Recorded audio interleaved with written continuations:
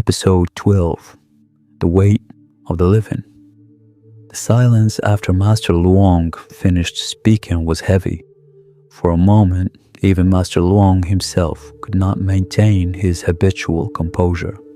A faint change moved through his face before he brought it back under control. If such a man as Mochok truly existed, the feeling he produced in any decent person was not merely fear, but a visceral, deep-seated revulsion. Tuak shook his head. "You're saying we were given wormwood. That disgusting creature is a poison goo worm. I can't accept that." Mr. Muong said, "What Master Luong said is true. My son and I both saw that creature with our own eyes when Master Luong drew it out of you. We said nothing about it to spare you the shock. The only difference between you and your friends was where it came out. Yours emerged through your back. If it had been your heart, you would have died. When I heard you describe the ritual, the red water they sprinkled on your friend, it was no mystery to me. That red water was blood. The night Master Luong treated you, my son and I had to cut ourselves to draw up blood to drive the worm away. A different method, but the same principle. Only now did Tuak understand the bandaged wound on his back, the one no one had ever fully explained. When he had woken from his madness, they told him only that he had been given wormwood, that it had poisoned his mind, made him uncontrollable, stripped him of himself. No one had mentioned the creature. But now, having seen with his own eyes what had come out of Tua, now he could not unsee it, and there was no reason to believe it hadn't also been inside him. He bowed his head to Master Luong, to Mr. Muong, and his son. Then Master Luong said quietly, "Although my father and I were able to save your life, you would have died long before we found you, if not for the soul attached to the necklace you were wearing. I believe now that is the only real difference between you and the others. You mentioned, when you told the story, that in the moment of greatest danger, you heard a voice in your head telling you to run, a voice you initially thought was Venus." Tuak replied, "That's right. I was so frightened, I assumed it was him. But thinking back on it now, it was a woman's voice. And the voice in your dream from last night, the same voice." Master Luong continued. "So after Mochok discovered you, what did he do? He had me taken back to the house he'd originally given to all 5 of us. By then, I was the only one left in it. I still don't know why he didn't kill me on the spot, but from that point on, there was no more food. Every day they brought a bowl of rice with insects mixed through it. Every night I couldn't sleep. Every time I closed my eyes, the image of Mochuk drinking blood and chewing that creature alive, his savage laughter came back to me, and there was no way to make it stop." Master Luong asked, "Did there come a time when you wanted to die?" Tuak was quiet for a moment.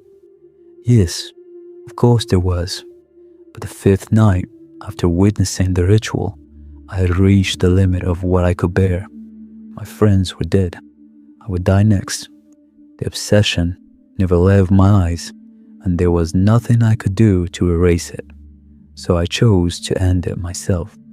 People may not believe this, but I actually hanged myself from the rafters. By every measure, I should already be dead. And yet, when I came back to myself, I was here, in this bed. Even today, I still cannot fully believe that any of this is real, that I escaped that place, escaped Mochok's hands."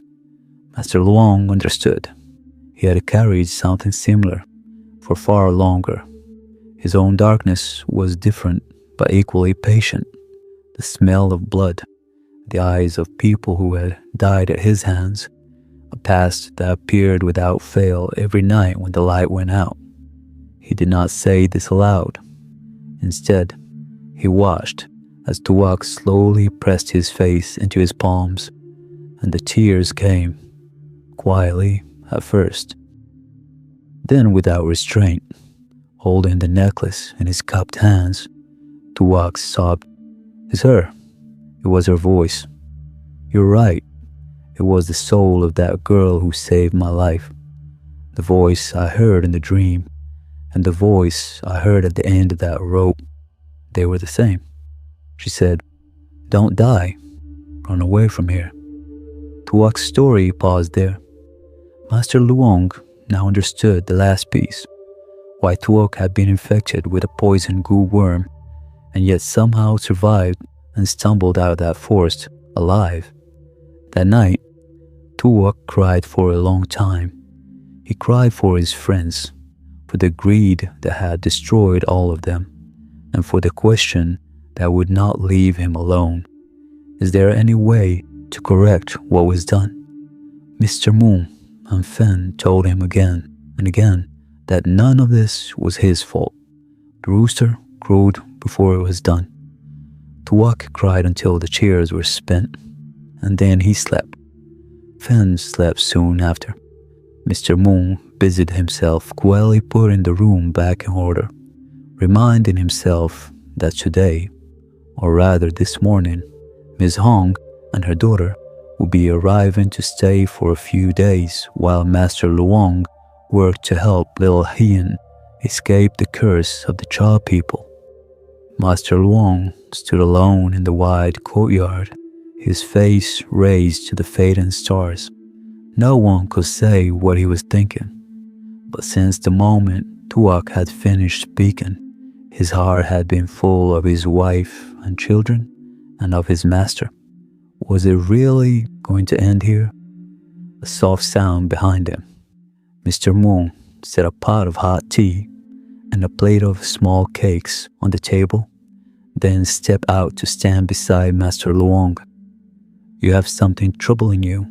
Master Luong turned slightly, stroked his beard, and replied, "Your eye for people is as sharp as ever, but this is not something you can help me carry." Mr. Moon said respectfully, "I thought as much. So I made tea and cakes instead. That, at least, is something I can do." They sat. The tea was fragrant, and the cakes were made from Mr. Moon's own hands. And after several sleepless nights, even a small warmth was something. Master Luong smiled. "Fragrant tea, delicious cakes. These past days here, you have fed me far better than I deserve. If we are fated to meet again, I will come back and ask you for another pot exactly like this one." Mr. Moon poured more tea and said nothing. After a while, Master Luong drew a folded piece of paper from his pocket and handed it across. "If you can, please buy the things listed there, and for the next 3 days, don't open the shop.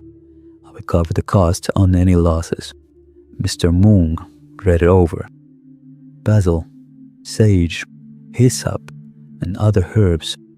Should I buy enough of each?"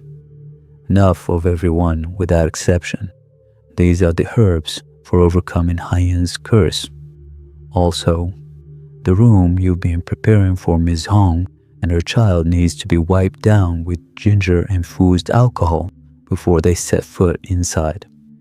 Burn incense for your ancestors, and say a few words asking the elders and the household gods to forgive what is about to come, because in the next few days, you will be bringing something carrying an evil spirit into this house. Are you still willing?" Mr. Moon said without hesitation. "If doing those things can help them, then I have no problem at all. I've always taught Fen that a good life requires good deeds. If I preach that and then refuse when it matters, what are my words worth? Don't worry, I'll find everything on that list. As for the cost, I won't take a single coin of yours. Now go rest. You haven't slept." Master Luong watched Mr. Mung disappear back inside the house. After a moment, he says softly to the empty courtyard, "Miss Hong, after all these years of wandering, living in fear, someone truly good has come into your life. That too is fate. I only regret that I couldn't save that girl. Sad." By the time the morning fog had lifted from the road, Mr. Moon had finished cleaning everything. All that remained was for Miss Hong and Hien to arrive. He found himself walking in and out of the house repeatedly, glancing toward the end of the street with a restlessness he couldn't quite suppress. Master Luong, watching from his seat, smiled. "It's early still. The road is quiet. She will come. A parent will sacrifice anything for their child, and Ms. Hong is exactly that kind of person. Whatever she has done, she did for love of her daughter. You know this already." Mr. Moon nodded. "You're right. When you first told me Fen had been bewitched, I was both frightened and furious. But when I actually met her and her daughter, they were so pitiable. Now I'm no longer angry at her. I only hope you can find a way to lift the curse." He paused. "When I saw that girl run into her mother's arms because she was afraid of what we might do to her, I almost wept." Master Luong said nothing for a moment. Mr. Mung's wish was also his own, but the child people's curses and spells did not yield easily, and Master Luong did not know nearly enough about their dark arts. He said, "I have one concern. When Ms. Hong and her daughter come to live here, are you worried about what your neighbors will say, or what Fen might think?" Mr. Moon sighed. "I haven't told Fen yet. A while ago, he was going to Ms. Hong himself to ask about exorcism. If he suddenly sees her moving in, he'll have questions. But you know Fen, he's got a loud mouth, but a good heart underneath all the noise. I'll tell him she's renting the room for a few days. He'll accept it." Master Luong said, "That's fine, but for now, don't mention little Hyen's condition to him. Give it a day or two and see how things go. Once you've bought everything I need, I'll help the girl that same night. I hope the records in the book prove accurate. I can't read Sanskrit, so I'm relying on what little Hyen herself has conveyed. I hope nothing goes wrong." While they were still talking, Mr. Moon suddenly ran to the front of the house, looked out, and called back, "Master Luong, I think they're here." And indeed, two figures were approaching through the morning mist, Miss Hong and her daughter walking side by side. Hien was wrapped completely in heavy cloth covering her face and body. Miss Hong kept one arm around her daughter as they walked. Years of hiding, of hurrying from place to place before anyone could stare too long. Mr. Mung went out to meet them. He brought them inside quickly and pulled the shutters. When they saw Master Luong, both mother and daughter bowed. He returned the bow. The house was quiet. Tuok and Fen was still sleeping soundly in the firewood room. Mr. Mung carried their things and led them to the bedroom where he and his wife had once slept. The room had been clean and aired. "Stay here for now. Don't go out while things are being arranged. I'll bring food and water. The washroom behind this door is separate from the dining area. Use it freely. It's all clean. Don't be shy." Miss Hong looked at him with unconcealed gratitude. "You are too kind. My daughter and I came here with nothing but our burden, and you've given us a clean place to rest. Thank you." Mr. Moong turned red. He scratched his ear. "Oh, don't call me uncle. We can't be more than a year apart in age. Just call me Moong." A quiet clearing of a throat from the corridor. Master Luong had come to stand at the doorway. Mr. Moong understood the signal and stepped out so Ms. Hong and her daughter could arrange their things. Master Luong said, "If everything is in order, please go buy what I asked for. Leave early, come back early. If tonight goes well, I may be able to help Ian this very evening." Mr. Moong nodded. "Don't worry about the herbs, but the food. If you're gone, what will everyone eat?" "I'll cook. Let me take care of the house for once. You've done more than enough. Go safely. The road is long, and you haven't slept." Mr. Moong laughed. "Ha ha ha. I'm fine. I'm not even tired. Go. I'll go now." He was almost out the door when he turned back, suddenly remembering. Oh, when Fan wakes up and finds Miss Hong here without knowing why, it might make trouble. Who's going to explain? Master Luong smiled. "I'll handle Fan if he asks. Go." After Mr. Moong left, Master Luong stood for a moment in the center of the now quiet house. For the first time since arriving in this town, he had watched Mr. Moong practically glow with purpose, running errands, cleaning rooms, checking the road every few minutes. Fate, Master Luong thought. The word for it in every language was slightly different, but the thing itself was always unmistakable. He had seen it dozens of times over his long years of wandering. A man who had not known he was waiting, suddenly finding the person he had been waiting for. I believe fate will eventually come to me as well. And when it does, I hope you two will stand on the other side and look at me and smile. Please wait for me. That afternoon, Master Luong cooked for the household. When Fan stirred and came looking for food, he found Master Luong in the kitchen with perfect calm, braised pork already on the table. Fan tried it, and his eyes went wide. "This is incredible, even better than my father's cooking. The color alone." Tuok agreed. They both ate freely and often, while Master Luong's cheerful laughter filled the corners of the room. He told them about learning to cook for his master when he was young. A master with no wife, no children. How the food was terrible at first. How he burned things and cut himself. And how his master always ate every meal completely and praised each one. When Master Luong eventually asked why, his master had said, "The taste of a dish comes not only from its ingredients, but from the heart of the person who cooked it." Every day he saw the burns on Master Luong's hands and the cuts from the knife, and that was enough. It didn't matter what was in the pot. He would eat it all. Finn was quiet for a moment after hearing that. Then he turned to Tuok. "Hey, you've been cooped up inside since you got here. Today, there's nothing to sell. Let me take you around a bit." Tuok had been thinking the same.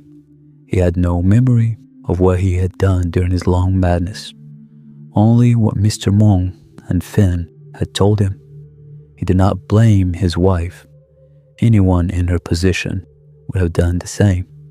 But there was one place he needed to go. His parents' graves. 2 years without anyone to clear the weeds. Master Luong understood without being told.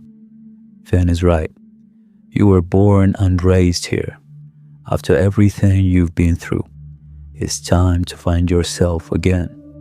I can help you reach the threshold, but you're the one who has to walk through it.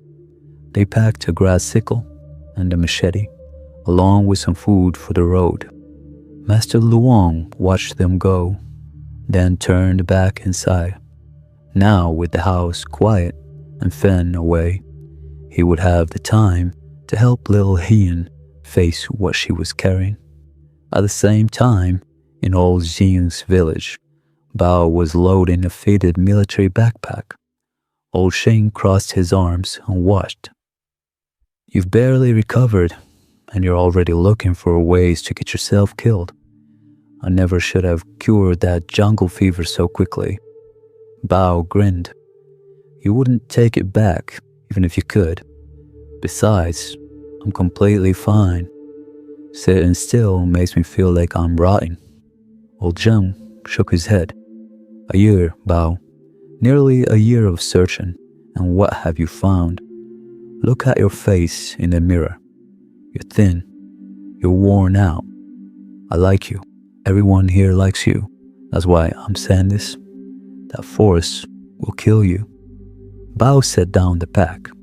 He reached inside and drew out a piece of black cloth, folded carefully around something. He glanced once toward the window to confirm the yard was empty, then set it on the table and opened it. Old Zhang stared. This is real gold. 4 nuggets, the largest about the size of a thumbnail.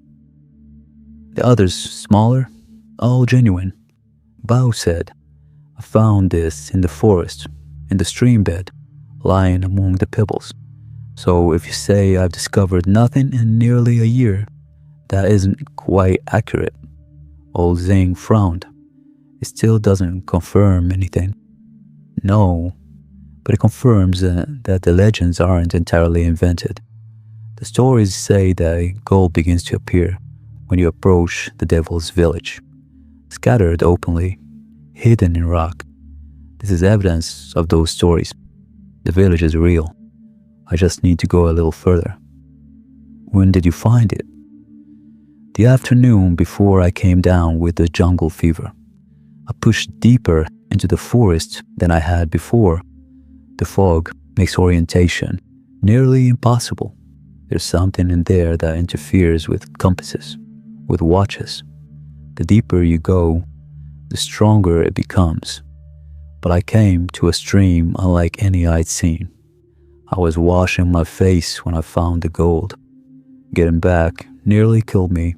You found me just in time. Old Zhang pressed his lips together. Even the best junglers in this region have never gone that deep.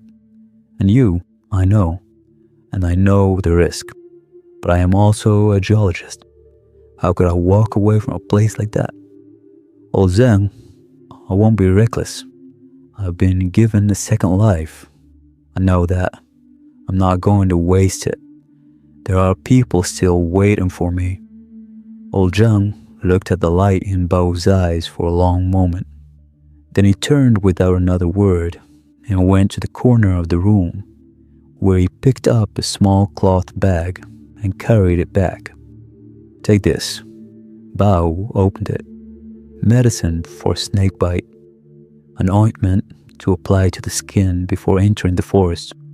It repelled insects and offered some protection if he was bitten. Small glass bottles with pills inside. I went to the old man in Kuat village to find these.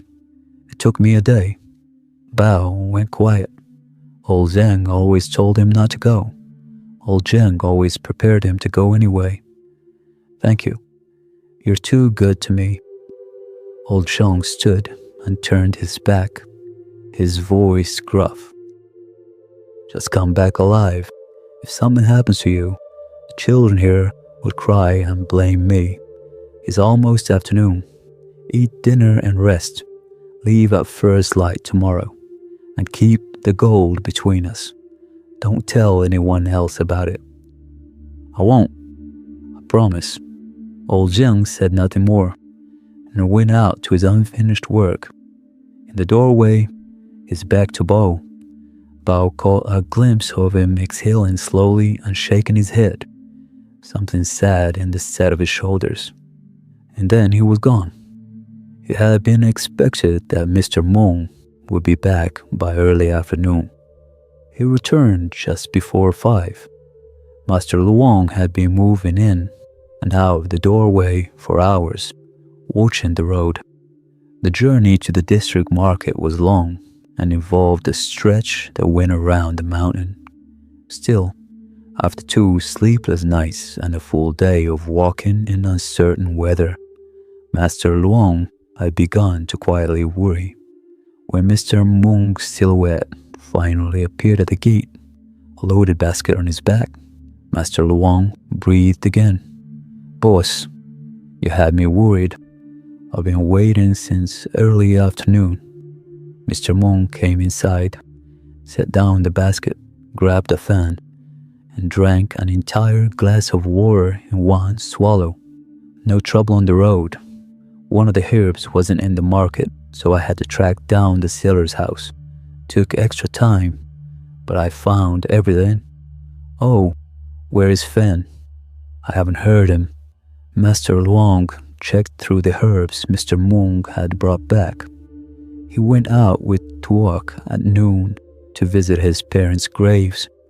With a sickle and food packed, they've probably stopped somewhere for the night, and we'll come back tomorrow morning. Mr. Mung nodded. "I thought so. Good. And how is..." Master Luong smiled. "Miss Hong and her daughter are fine. I brought them food and water throughout the day. With Fen away, everything is easier to manage. Now, please eat something and rest. I'll begin preparing the herbs. With any luck, tonight I'll help little Hien start facing the curse." Mr. Mung shook his head. "I've eaten. I'm rested enough. Tell me what to do, and I'll do it now." There was no use arguing. Master Luong divided the herbs into 3 portions and began the preparations, with Mr. Mung assisting wherever he was told. Between the 2 of them, the work progressed steadily. By the time they finished, the sky outside had gone dark. Mr. Mung wiped his forehead. "We start tonight then?" Master Luong nodded. "Tonight, help me bring these things into Miss Hong and her daughter's room." Rain began to fall. Master Luong glanced at the door and said, "It's raining now. I wonder if Finn and Tuok are all right." Mr. Mung said, "Don't worry. When you mentioned they'd gone to visit the grave, I already guessed they wouldn't be back tonight. Out here, the custom is to bury the dead in the forest. The walking alone takes hours, and it's already late. I expect they found somewhere to shelter, and we'll be home by morning. Better than hurrying back in the dark." Reassured, Master Luong turned his attention to what lay ahead. The room that had been prepared for Miss Hong and her daughter was now arranged according to his instructions. The most striking piece was a large wooden barrel, the same barrel used a week earlier to soak Tuok while driving out the poison goo worms. Mr. Mung pointed at it. "You're going to use this again?" With Miss Hong and Hien present and listening, Master Luong nodded. "That's right, according to what is recorded in that book, and what little Hien herself has told me. The root of all cursed magic and evil spells lies in the placing of a corrupted energy, a spiritual force carrying an evil spirit into a person's body. From there, the evil spirit invades gradually, damaging both the mind and the body, and in time can become fatal. To counter it, we must use things that carry positive energy, certain herbs, certain materials with their own spiritual force to drive it out. Ideally, the person who cast the curse will be the one to lift it. Since that is not possible here, we work with what we have." He continued, "I've divided the herbs into 3 parts. One part will be boiled into the water for her to soak in. One part has been dried, ground to powder, and divided again, half mixed with cardamom to burn as incense, half decocted into a medicine for her to drink. There is also a fifth colored bag prepared with the root cuttings, washed and tied inside, along with some ash from a temple that holds strong spiritual energy. I've added an amethyst to the bag. After tonight, Hien will keep it with her at all times. Mr. Mung's head was spinning slightly, just following the explanation. He had realized that the small bowl of medicine on the table had required hours of labor behind it. Master Luong continued, "Before the ceremony can begin, the room must also be clean, which is why I asked you to wipe it down with ginger-infused alcohol this morning. It is now nearly 10 o'clock. The soak-in should last approximately 2 hours, meaning by midnight we should know the results. Given that I am a man, it would not be appropriate for me to remain in the room while the girl is in the water. After I've explained everything to Ms. Hong, I'll leave her and her daughter to carry out the remaining steps. I'll be just outside if anything goes wrong. Mr. Mong, please bring the pot of herbal water. Ms. Hong, add cold water to bring the temperature down a little, but keep it on the warm side." They moved quickly. Master Luong poured white salt into the barrel as the herbal water was mixed in. The heat was significant but tolerable. He then burned the cardamom and herb mixture. The mingled scent spread through the room, thin white smoke rising and drifting. Next, he produced 4 small white dolls, each one shaped to represent a woman, and placed them facing the 4 cardinal directions around the barrel. From each doll ran a red thread trailing into the water. Candles had already been arranged around the room. Now Master Luong lit them one by one. When everything was in position, he drew out a small knife and a silver bowl and approached Hien. "I need a small amount of your blood. There is nothing to fear." Ms. Hong caught her daughter's eye and gave a slight nod. He entrusted Master Luong. She held out her hand, and as she did, her sleeve slipped back, revealing a strip of the long, dark hairs that still grew along her skin, not yet fully gone. She hesitated. Master Luong made a clean, light cut at the tip of her index finger and collected the blood in the silver bowl. Then he returned to the 4 dolls and, using a small brush dipped in blood in place of ink, wrote the name Hien on each one.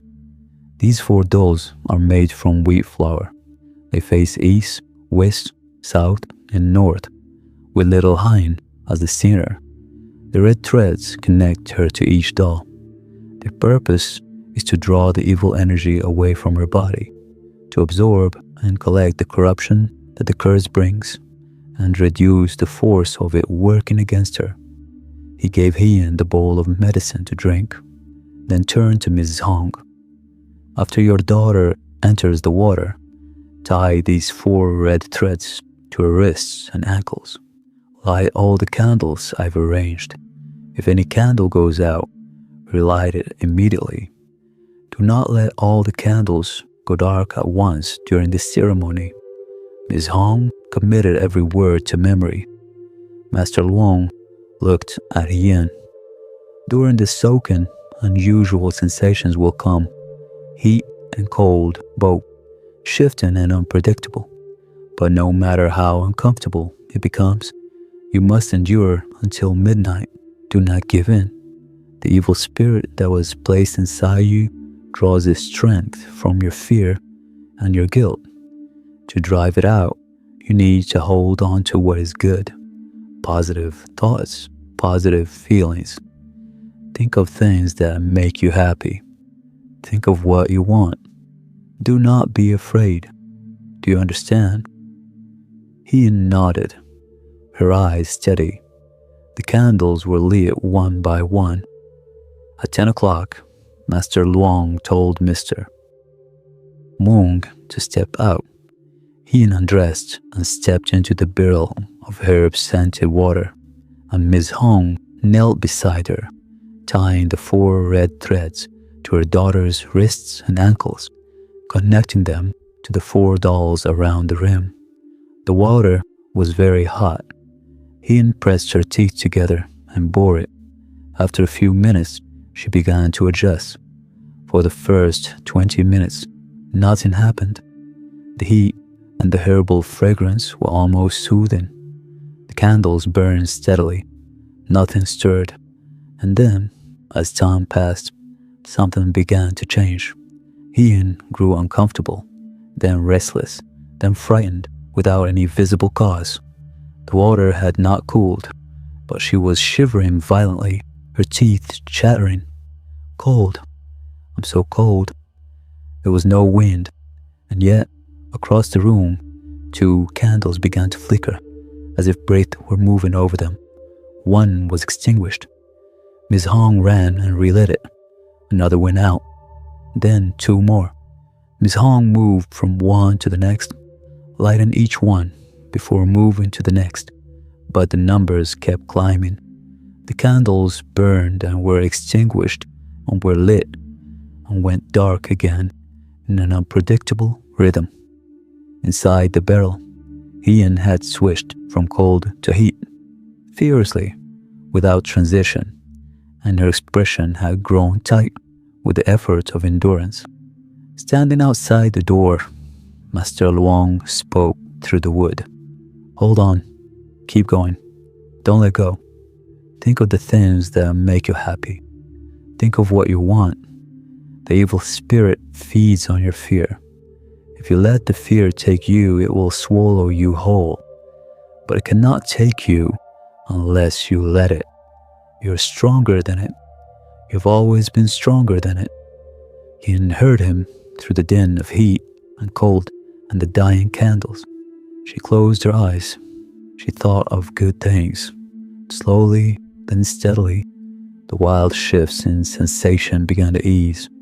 The candles flickered less. That's it. Exactly that. You're doing it perfectly. Keep going. Outside, Mr. Mung stared at the clock without blinking. An hour gone. From inside, Miss Hong's voice reached them. Everything was still holding. Master Luong exhaled properly for the first time. She is genuinely strong. She has survived a long time carrying something that should have killed her faster. She will be all right. But even with tonight's success, it will not last more than a year. Mr. Mung asked quietly, Is there really no other way? I have done everything I can with what I know. The rest belongs to heaven. But 1 year is time enough for a miracle to appear. Sometimes 1 year is all it takes. It was past midnight. The door of the room opened and Miss Hong stepped out, face pale, hair damp at the temples, sweat clinging to her bangs. And then she smiled, and the tears came with the smile. She was choking on both. Teacher, Uncle Mung, the baby, she's gone back to normal. Hoo. 2 lines of tears ran down Miss Hong's face, bright in the lamplight. Mr. Mung stammered, Really? Really, truly? Everyone went in. The candles still burned, every one of them. Not a single flame had gone out. Sitting on the bed was Haiyan.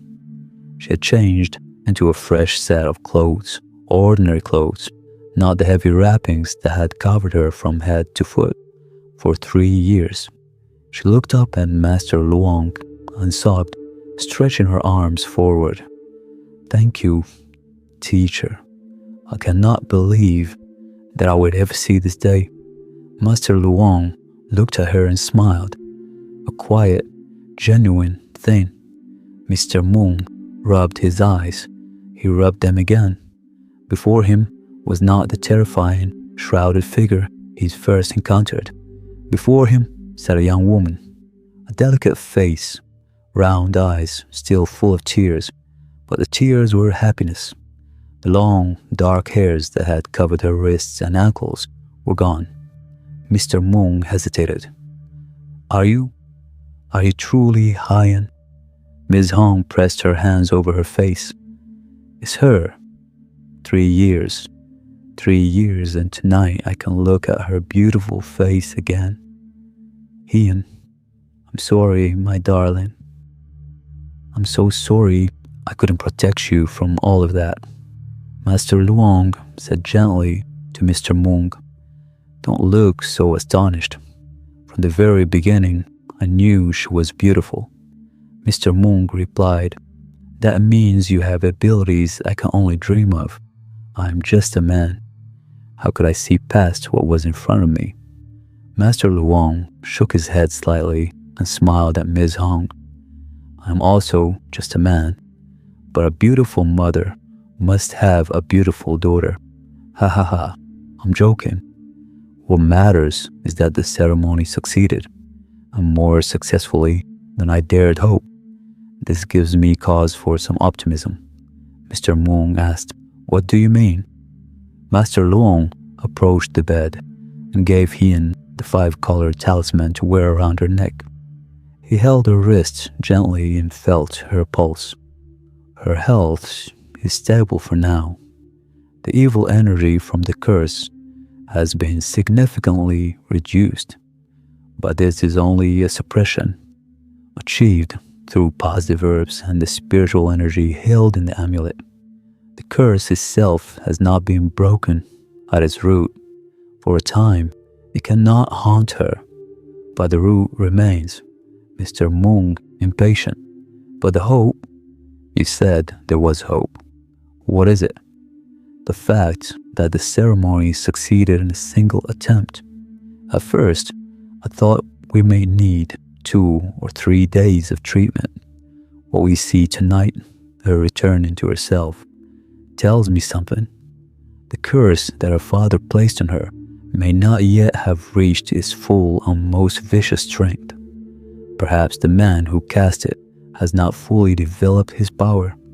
Or perhaps what is written on the ancient Dakai book is more powerful than I realized. Either way, if we work steadily to eliminate the evil spirit day by day, there is a real chance of prolonging her life. I cannot promise a cure, but I can promise effort. The room received this news with tears and relief. Ms. Hong and Hyan held each other, crying without restraint. Mr. Meng, brimming with enthusiasm, said, there's a chance. Ha ha ha. I always said heaven has eyes. Why would heaven let a gentle person, a beautiful girl like this, die young? Master Luong, you will stay and help her, won't you? Of course you will. But Master Luong remained silent. Mr. Moon pressed again, now with a note of uncertainty. Uncle, is something wrong? Don't worry about the room, the food. You can stay as long as you need. These past few days, having you and Tuak here has made this house feel alive again. I think of you as family. Please help them. I beg you. The hour was late, and Master Luong had always been decisive, a man who put people's lives first without hesitation. That he did not answer immediately meant he was carrying something heavier than a simple question. He said, let me give you my answer tomorrow. It's already past midnight. Let's put the room back in order and let everyone rest. Mr. Meng went quiet. He had been certain Master Luong would say yes. The hesitation unsettled him. He pressed. How can saving a life not matter? Ms. Hong quickly put her hand on Mr. Meng's arm and shook her head. Uncle Meng, please, what Master Luong has already done for my daughter and me is more than we could have asked of anyone. He said he would have an answer tomorrow. Whatever that answer is, His kindness to us will never be anything less than enormous. She knelt with her daughter and bowed in gratitude. Master Luong helped them both to their feet and would not accept the ceremony. Mr. Mong said nothing more, though the frustration was visible in his face. They cleaned the room together, emptied the barrel, gathered the candles, collected the 4 dolls that had turned from white to smoky gray. Miss Hong stared at the discolored dolls. "Why have they changed color?" Master Luong said. "Because the evil energy from the curse, the corruption living inside your daughter's body, was drawn through the red threads and absorbed into these 4 dolls. Each doll bore Heen's name, written in her own blood, facing one of the 4 directions. As the soaking in purifying herbs drove the evil spirit outward, it followed the threads and settled in the dolls. They darkened because of what they absorbed. The girl's body lightened because of it. These dolls cannot simply be discarded. They're now heavily contaminated. They must be kept sealed and destroyed at the proper time." He placed the 4 dolls in a wooden box and went out through the main house toward the firewood storage room. There he found Mr. Moon still seated at the table, awake and silent. Master Luong asked, "You haven't gone to rest yet? 3 nights without sleep is bad for you." Mr. Moon answered with a short, flat yes, and stood up to go. He was still quietly stung by Master Luong's hesitation. Master Luong shook his head, sighed, and continued down to the firewood room. He sat by the oil lamp and was still for a long time. To himself, he asked, "In the end, what is the right thing to do?"